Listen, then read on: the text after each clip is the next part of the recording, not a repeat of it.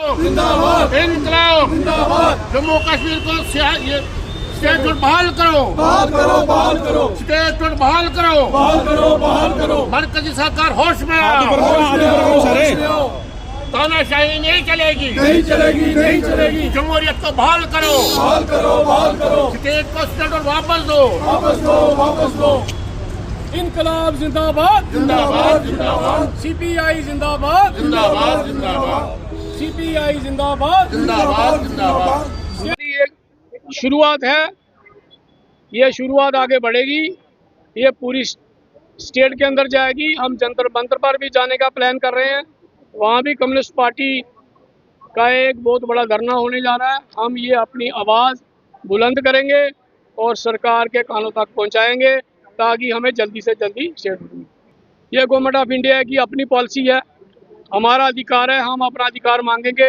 वो कैसे करते हैं उनको इस बात पे मजबूर करेंगे कि वो जम्मू कश्मीर को जल्दी से जल्दी स्टेट दें। आपका बहुत बहुत शुक्रिया, आपने बड़ा अच्छा प्रश्न पूछा। स्टेटहुड नहीं देने का असली मकसद ये है कि जम्मू कश्मीर को लूटना चाहती है सेंट्रल गवर्नमेंट। आप देखिए, सांबा से लेकर लखनपुर तक सारी खड्डे खाली हो गई हैं।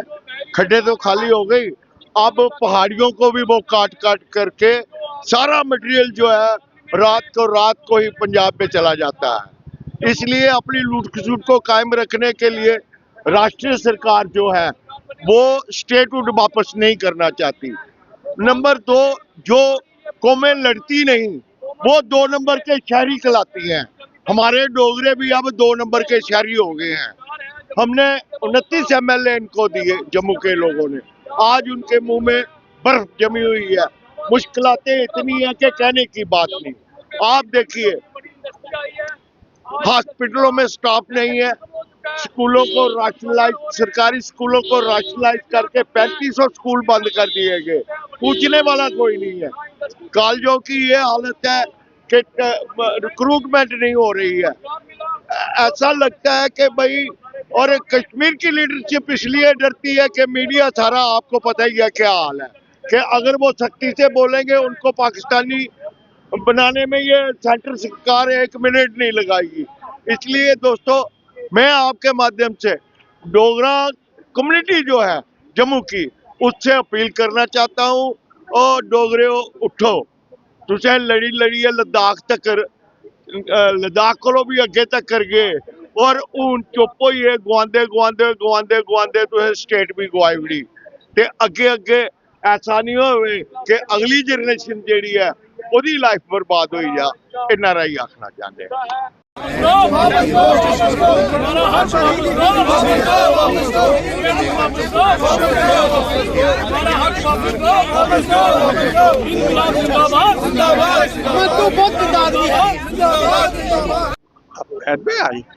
अवैध में आई बहुत बोला यहाँ।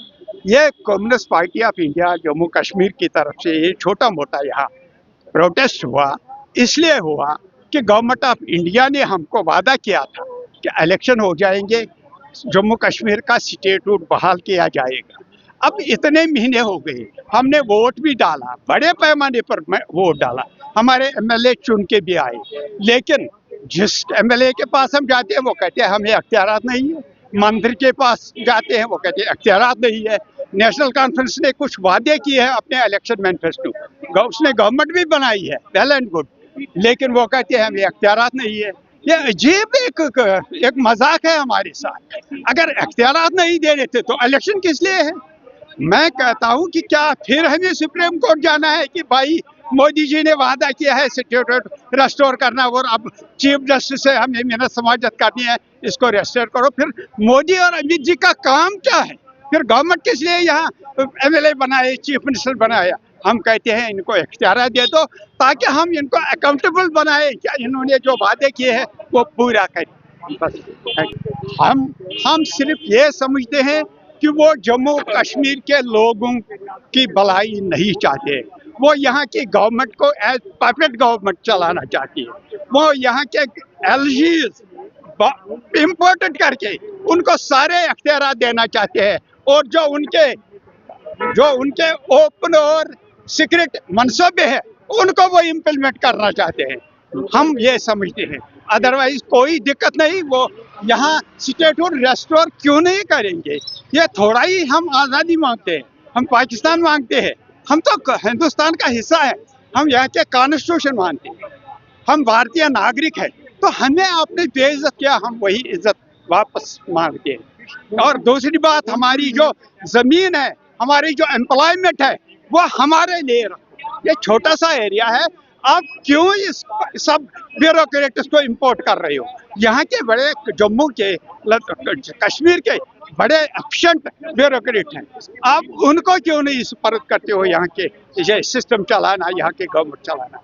और सबसे बड़ी डिमांड जो है वो यही है कि स्टेटहुड को रेस्टोर करा और ये जम्मू कश्मीर गवर्नमेंट को फुल दे दो इख्तियारात, ताकि वो अपने वादे पूरे कर सके। अभी तो बिल्कुल कुछ नहीं हुआ, मासिवा ये कि हमारे एमएलए एलिजिबल हो गए तनख्वाह के, अभी और कुछ नहीं। ग्राउंड लेवल पर हम कोई इम्प्रूवमेंट नहीं देख रहे हैं, जैसे पहले था वैसा ही हाल। मैं आपको जाती तौर भी बताऊंगा कि मैं भी कई एमएलए से मिला, वो रोना रोई है, हमें कोई अख्तियार नहीं है, मंत्री कहते हैं हमें कोई अख्तियार नहीं है, और जो उनके इलेक्शन मैनिफेस्टो है वो कह रहे हैं हम इम्प्लीमेंट करेंगे, हमारे दिल्ली के साथ बात हो रही है, पता नहीं ये बात करने में कितने साल लग जाएंगे। तो मैं कहता हूँ ये धोखा है आवाम के साथ। इलेक्शन किया, वेल एंड गुड, हम उसका खैर मकदम करते हैं, लेकिन इख्तियार तो दे दो। इसमें कितने महीने, वो अप्रोप्रिएट टाइम कहते हैं, वो कब आएगा? ये 5 साल के बाद भी आ सकता है। फिर इलेक्शन करने का मतलब क्या है? तो हमारा सीधा, हमारा कोई कॉम्प्लिकेटेड इशू नहीं है, कोई हम खुलेआम कहते हैं आपका वादा है, हम आपको ये फुल स्टेटहुड देंगे, तो दे दो ना, इसमें क्या दिक्कत है?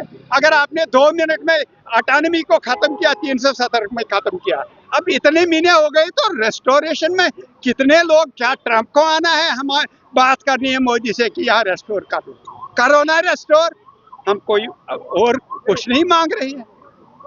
तो थैंक्स।